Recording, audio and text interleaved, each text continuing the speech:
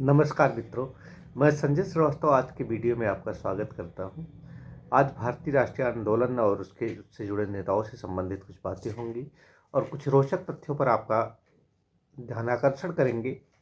सबसे पहले 1857 की भारतीय स्वतंत्रता संग्राम की शुरुआत 10 मई 1857 को मेरठ से हुई थी। मेरठ से होते हुए विद्रोही दिल्ली पहुंचे और दिल्ली के लाल किले पर बहादुर शाह जफर, जो कि उस समय के सम्राट थे, वो शहरी करने की तैयारी कर रहे थे। उसी समय धड़धड़ाते हुए सैनिक लाल किले के अंदर घुसे और बाद में बहादुर शाह जफर ने इस पूरी क्रांति का नेतृत्व किया था।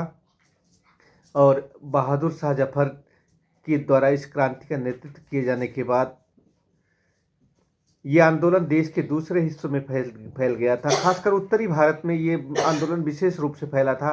राजपूताना और मध्य प्रदेश के कुछ इलाके, दक्षिण भारत इससे अछूते थे, लेकिन ये जिन क्षेत्रों में ये आंदोलन फैला था वहाँ पर इसे तात्या टोपे, जैसे कि तात्या टोपे और नाना साहब कानपुर में, और झांसी की रानी लक्ष्मीबाई झांसी में, और मौलवी लियाकत अली इलाहाबाद और बनारस में, और बेगम हजरत महल लखनऊ में, और खुद बख्त खान और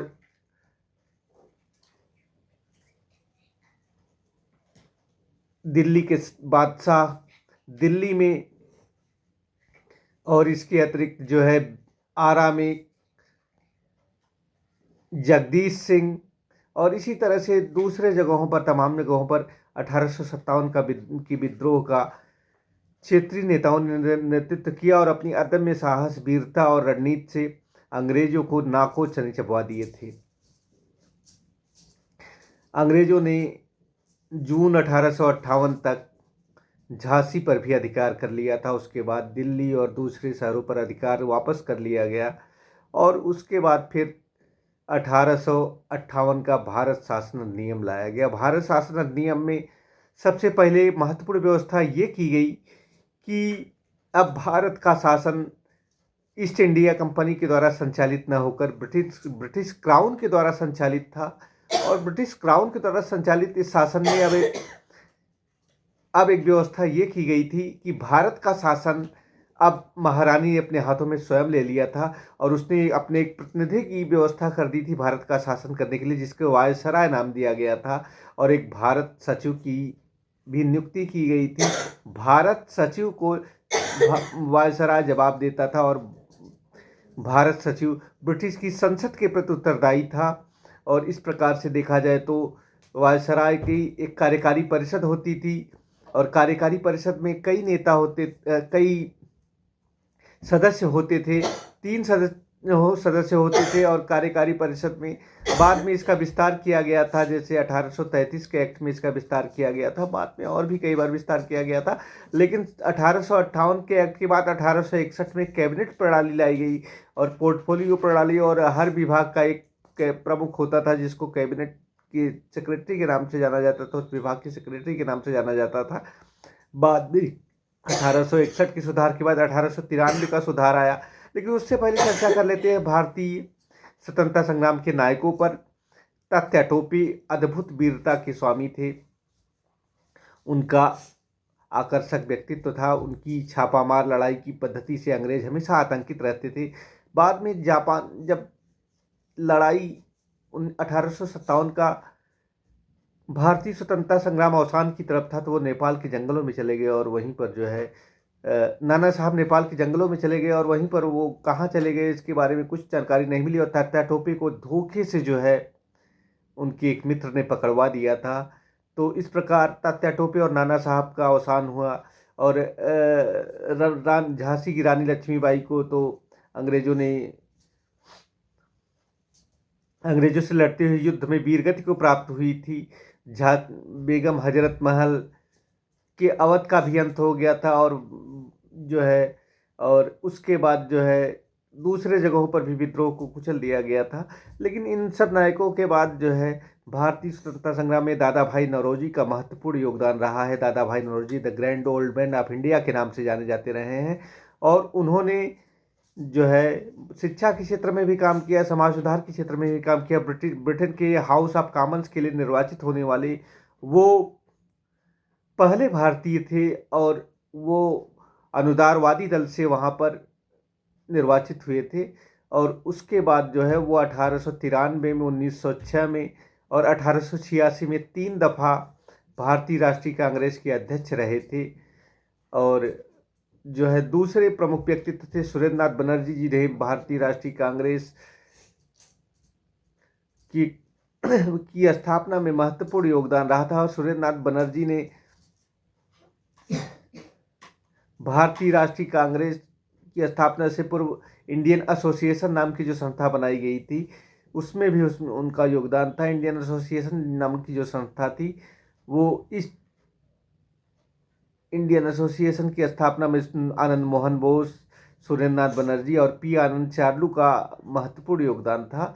तो इन तीनों व्यक्तित्वों की वजह से इंडियन एसोसिएशन का जो है गठन हुआ। और उसके बाद मद्रास महाजन सभा बनी, तमाम दूसरे संगठन बने, और इन्हीं संगठनों के बाद में भारतीय राष्ट्रीय कांग्रेस का प्रादुर्भाव हुआ।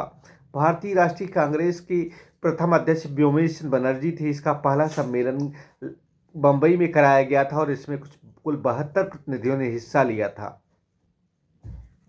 इसके अतिरिक्त भारतीय राष्ट्रीय कांग्रेस का दूसरा अधिवेशन कलकत्ता में कराया गया था। इसके अध्यक्ष दादा भाई नौरोजी थे, और इसमें जो है कांग्रेस के 700 से ज़्यादा प्रतिनिधियों ने हिस्सा लिया था। तीसरा अधिवेशन मद्रास में हुआ और चौथा इलाहाबाद में। तीसरे अधिवेशन में जो है 1887 में जो है पहली बार बदरुद्दीन तैयब जी इसके अध्यक्ष बने थे, और उसके बाद जॉर्ज यूल अध्यक्ष बने थे 1888 में। तो जहाँ तक मुझे याद आता है 1887 में बदरुद्दीन तैयब जी अध्यक्ष बने थे, और 1888 में जॉर्ज यूल बने थे इसके अध्यक्ष, जो कि प्रथम यूरोपियन अध्यक्ष थे। जॉर्ज यूल जो है भारतीय राष्ट्रीय कांग्रेस के प्रथम यूरोपियन अध्यक्ष थे।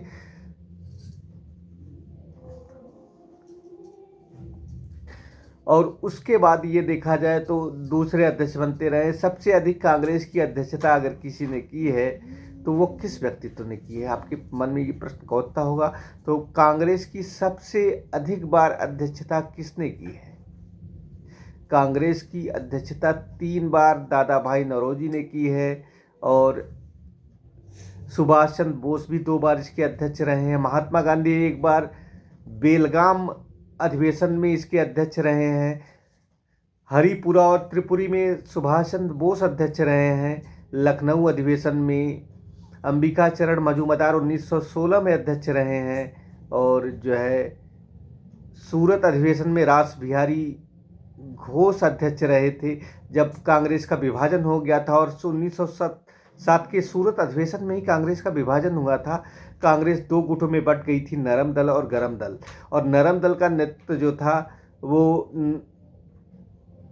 उदारवादी कांग्रेसियों के हाथ में था, जबकि गरम दल का नेतृत्व जो था वो तिलक वगैरह के हाथ में था। तिलक और उनके जैसे जो उग्रवादी कांग्रेसी थे, जो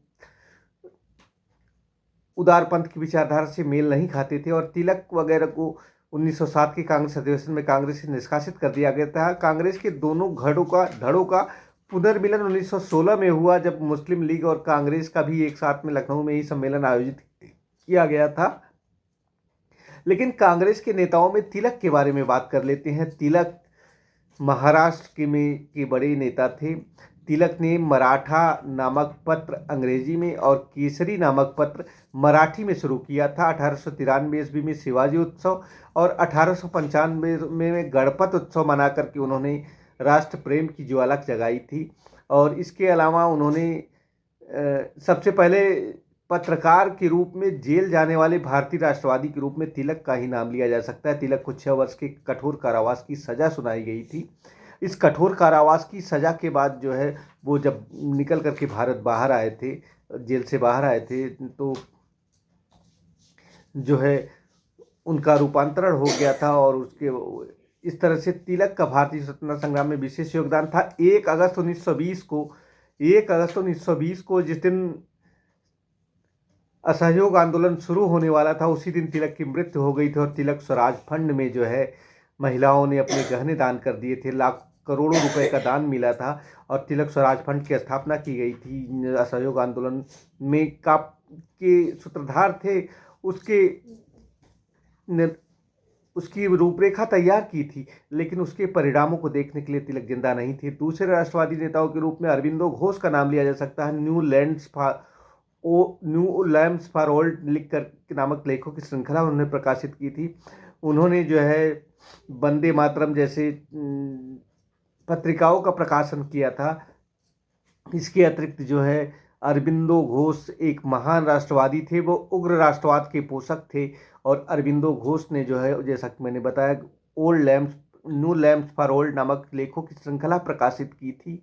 और इसके अतिरिक्त जो है लाला लाजपत राय भी थे। लाला लाजपत राय, लाल बाल पाल की तिकड़ी में लाला लाजपत राय ही एक ऐसे राष्ट्रवादी थे जो कि कांग्रेस के अध्यक्ष पद पर आसीन हुए थे।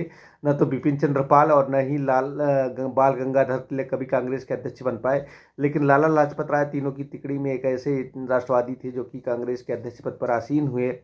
और लाला लाजपत राय ने 1920 ईस्वी में अखिल भारतीय ट्रेड यूनियन कांग्रेस की अध्यक्षता भी की थी।